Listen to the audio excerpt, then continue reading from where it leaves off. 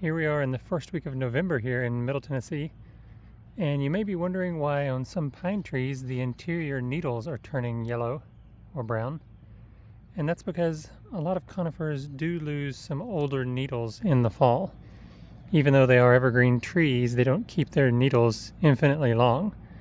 So in the case of this Vanderwolf pyramid, you can see the outside foliage is still nice and blue-green, but the interior needles from I guess maybe a year ago or a couple years ago are going to turn brown and fall off under the tree. Let's check this phenomena on some other trees as well.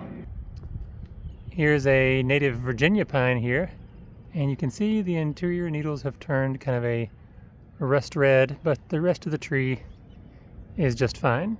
So if you see that pattern of needle color change and loss, you should not be worried in the fall. There's a loblolly pine. At this point in the year, most of the yellow and brown needles have already fallen off. They're landing on the lower branches and kind of creating a carpet on the ground here underneath the pine tree. Now this is not a pine tree, but a different genus entirely. This is the Eastern arborvitae. The northern white cedar is the common name, Thuja occidentalis, and you can see the interior needles also turning brown, and those will fall to the ground. And that is also normal for this tree to do that in the fall. Take a look here under the tree. You can see the accumulation of those fallen needles. Okay, same genus, different species. This is the Thuja green giant. You see these growing everywhere, and I just wanted to point out that they can also do the same thing. Internal needles turning brown and falling off in the fall, but the rest of the tree is just fine. Here's a totally different genus. This is the false cypress genus, Chamaecyparis. This species is Chamaecyparis thyoides, the Atlantic white cedar. And although this is a pretty sparse tree to begin with, you can see it's not very dense.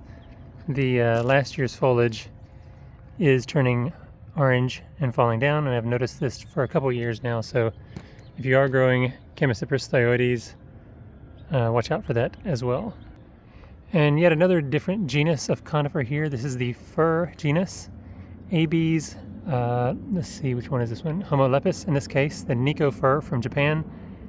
And you can see the needles from 2 years ago are turning yellow and dropping down in this case. And the same thing is happening on the closely related Momi fir, Abies firma. 2-year-old needles turning yellow on the interior and dropping from the tree. And one more thing you might not be aware of is the fact that the bald cypress is a deciduous conifer. So eventually all of the needles on the bald cypress will turn kind of a rust red orange like this and fall to the ground. So it's just starting to turn in early November because we've had a warm fall this year. And if you happen to be growing Dawn Redwood, you probably know this, but Dawn Redwood is also a deciduous conifer. And you can see they've already started to go off color here at the bottom. First a light yellow, and eventually they will turn that same rust red as the bald cypress. And this is the closely related Taxodium ascendens here, starting to turn as well. And if you happen to be growing a Japanese larch, you probably know this as well, but it is also a deciduous conifer. So all of these needles will turn yellow and fall off. And then the tree will, of course, sprout new needles in the springtime.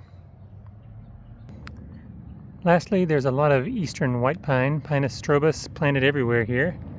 And this one is pretty much at the end of dropping its needles. You can see there they are accumulated, but eastern white pine also loses the year before needles in the fall.